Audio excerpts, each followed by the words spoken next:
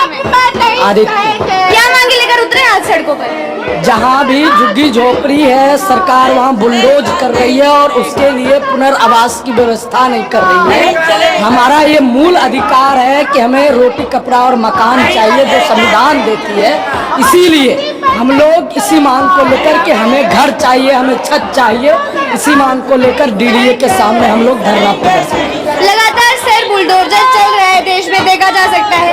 बार बार बोला जाता है कि न्याय दिलाने के लिए है ये सारी लड़ाई, कि उन लोगों के घर तोड़े जाते हैं जो माफिया होते हैं, जो इलीगल बनाए गए हैं। हर बार चलाया जाता है और न्याय कुछ भी नहीं मिल रहा है। चूंकि पीजी कैंप में जो अभी बुलडोजर चला, वहाँ के लोगों से सरकार के प्रशासन के आदमी सारे डॉक्यूमेंट्स इस नाम पे लिए कि आपको पुनर्वास की व्यवस्था करवाई जाएगी और मुआवजा दिया जाएगा, लेकिन ये कोई व्यवस्था नहीं की गई। तो ये जो तमाम चीजें चल रही हैं, केजरीवाल बोल रहा है कि जहाँ झुग्गी वही मकान, ये सब चीजें जो नहीं हो रही है, तो हम अपने अधिकार को लेकर हम जहाँ जहाँ बुलडोजर है वहाँ के लोग आए हैं आप और डीडीए के सामने केजरीवाल और मोदी सरकार से जवाब मांगने के लिए कि आखिर हमारा घर क्यों तोड़ा जा रहा है। हाँ, हमें अपना घर चाहिए। जी बहुत बहुत शुक्रिया। नारे लग रहे हैं यहाँ पर, नारे आपको सुनवाते हैं। तो ये नारे लगा रहे हैं कि जो बुलडोजर राज है वो नहीं चलेगा, जो सारी चीजें हैं वो नहीं चलेगा, सरकार को जवाब देना पड़ेगा।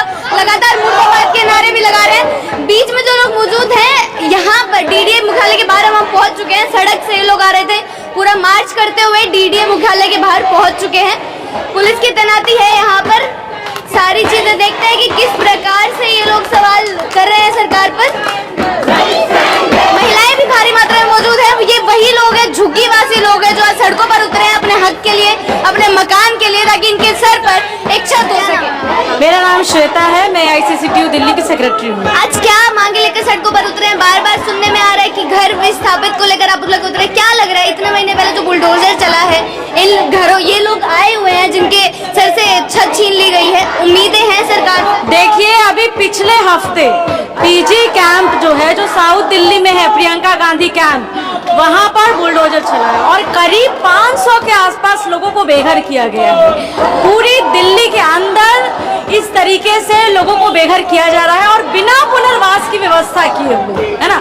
जबकि ये वो लोग हैं जिनको किसी और ने नहीं बसाया था, इनको खुद सरकार ने बसाया था। इसी एड्रेस पर इनका वोटर ID है, इनका राशन कार्ड है और अचानक से बिना पुनर्वास की व्यवस्था दिए हुए लोगों को निकाला जा रहा है। मैम, लेकिन इलीगल बताया जा रहा है। बार बार अगर बुलडोजर की बात होती है तो इसी प्रकार से उसको पेश किया जाता है कि जनता के लिए है, लोगों को न्याय दिलाने के लिए है। देखिए, सवाल ये है कि अगर इलीगल है तो चुनाव के समय इनसे वोट मांगने कैसे चले आते हैं, ये हमारा सवाल है। चुनाव के समय यही सारे लोग लीगल हो जाते हैं। इसी एड्रेस पर इनके आधार कार्ड है, राशन कार्ड है, इनके बिजली के मीटर्स है, जो कि किसी और ने नहीं दिया है, भारत सरकार ने दिया है। तो भारत सरकार के लिए वोट मांगने के लिए ये लीगल है, लेकिन जब ये रहने का अधिकार मांगते हैं तब ये इलीगल है। दिल्ली की राजधानी, देश की राजधानी दिल्ली में लोग अलग अलग जगह से कामकाज करने आते हैं। हम आप जैसे कई सारे लोग और एक बहुत बड़ा तबका मजदूरों का आता है। सवाल ये है कि जो लोग इस शहर को चला रहे हैं उनके लिए रहने का सम्मानजनक अधिकार, इसकी जिम्मेदारी किसकी होगी? इसकी जिम्मेदारी तो सरकार को लेनी पड़ेगी। इतनी आसानी से इलीगल कह करके लोगों को रातों रात बेघर कर देना, हमें लगता है ये इलीगल है। बिना पुनर्वास के लोगों को घर से निकाल देना, ये संविधान के खिलाफ है। दिल्ली सरकार बोलती है जहाँ झुग्गी वही मकान। क्या लग रहा है कि इतनी सारी जो स्कीम्स चलाई जाती हैं इन लोगों के लिए जो झुग्गियों में रहते हैं, कोई भी एक स्कीम कारागार रहती है इन लोगों के लिए? जहाँ झुग्गी वहाँ मकान का नारा पहली बात तो मोदी जी ने दिया था। दूसरी बात की सही बात है, केजरीवाल भी तमाम तरह के वादे करते हैं, लेकिन हम लोगों ने देखा कि दिल्ली के मेहनतकश गरीब लोगों के लिए, चाहे वो दिल्ली की सरकार हो चाहे वो केंद्र की सरकार हो, दोनों का रवैया लगभग एक जैसा है। दोनों ही मतलब खुलेआम दिल्ली में हजारों की संख्या में लोग डिस्प्लेस कर दिए गए हैं। लोगों की झुग्गियों से लेकर के दो तल्ले मकान तक तोड़े गए हैं, लेकिन उनके लिए कोई भी रिहेबिलिटेशन की व्यवस्था नहीं है। बहुत बहुत शुक्रिया आपका। और भी लोग मौजूद हैं और लगातार वो लोग भी आए हुए हैं, हम आपको दिखा रहे हैं कि जो उन झुग्गियों में रहते थे, जिनके घर तोड़ दिए गए, और साथ में वो लोग हैं जो इनकी आवाज उठाने के लिए आज सड़कों पर उतरे हैं और डीडीए के ऑफिस के बाहर मौजूद हैं। आप आज इन लोगों की आवाज लेकर सड़कों पर उतरे हैं जिन लोगों की झुग्गियां तोड़ दी गई थी। एक सवाल उठता है कि इन लोगों की जो लाइफ है वो ऑलरेडी इतनी ज्यादा कष्टपूर्ण होती है, पहले ही झुग्गियों में रह रहे होते हैं, जब इनके छत टूट जाएंगे, ऐसे बुलडोजर चला दिया जाएगा इलीगल कहकर, ऐसे ही सड़कों पर उतरना पड़ेगा अपने हकों के लिए। ना, आपने सही बात कहा कि जिस स्थितियों में दिल्ली के झुग्गी हैं, वर्किंग क्लास गरीब मजदूर जहाँ रहते हैं, एक छोटे से कमरे में 6-7 लोगों का एक परिवार, ज्यादातर जो वर्किंग क्लास कॉलोनीज जिनको हम कहते हैं झुग्गी, उसमें पानी की व्यवस्था नहीं है, शौचालय की व्यवस्था नहीं है, और झुग्गी में रहने वाला आबादी दिल्ली के टोटल आबादी का 40% है, और जिसको अनऑथोराइज्ड कॉलोनी सरकारें कहती हैं, उसको अगर हम मिला लेंगे तो दिल्ली के लगभग 60% लोग, 60 से 70% लोग अनऑथोराइज्ड कॉलोनीज में रहते हैं, जिनमें मूलभूत सुविधाएं नहीं हैं। कुसुमपुर पहाड़ी नाम का एक कॉलोनी है, ऐसे और कॉलोनी बहुत है दिल्ली भर में जिसमें टॉयलेट नहीं है, टॉयलेट तक नहीं है, स्वेल लाइन नहीं है, कुछ पब्लिक टॉयलेट्स चंद गिने चुने बने हुए हैं, पानी का लाइन नहीं है।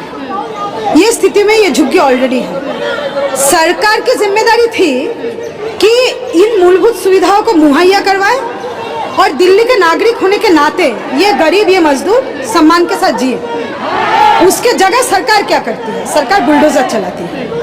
केंद्रीय सरकार के संस्थान डीडीए दिल्ली के इतने जगह बुलडोजर चला चुकी है, तुगलकाबाद आप देख लीजिए, महरौली आप देख लीजिए, कस्तूरबा नगर देख लीजिए, अभी प्रियंका गांधी कैंप है, धोबी घाट से लोग आए हुए हैं, बेला स्टेट से लोग आए हुए हैं। कितने लोगों को इनक्रोचर कहोगे? कितने लोगों को? कौन नहीं है इनक्रोचर? इनक्रोचर कौन नहीं है? जिसके पास गाड़ी है, जिसके पास एसी कमरा है, जिसका तनख्वाह महीने में 1 लाख रुपए से ज्यादा है, सिर्फ वो इनक्रोचर नहीं है। इलीगल कहकर ही तोड़े जाते हैं मकान।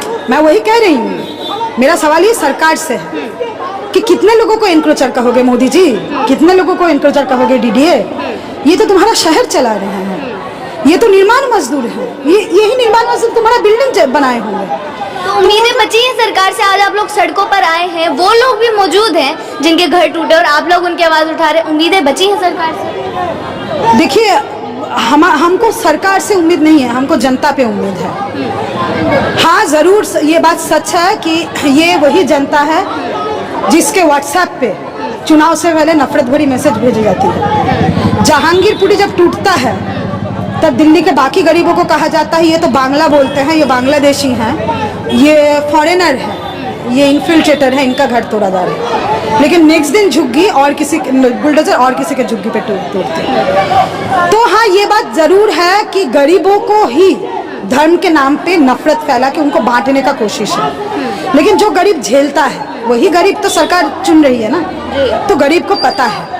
हम लोग ट्रेड यूनियन से हैं, हम लोग लाल झंडे वाले पार्टी से हैं, मजदूर यूनियन से हैं, और हमको जनता पे भरोसा है। हमको पता है कि ये वो जनता है जो जवाब जरूर देगी। बहुत बड़े बड़े हुक्मरान आए गए हैं, सब लोग मुगालते में थे, लेकिन मुगालते से लोगों को निकलना पड़ता है। मतलब 2024 की ओर इशारा कर रही हैं? एकदम 2024 की ओर इशारा कर रही हूँ। और दिल्ली शहर बुलडोजर राज के खिलाफ एक प्रतिरोध का जगह बनेगा। हमारे संगठन से, हमारे यूनियन से ये बात मैं एकदम बहुत साफ शब्दों में कह देना चाहती हूँ मोदी जी को भी और केजरीवाल जी को।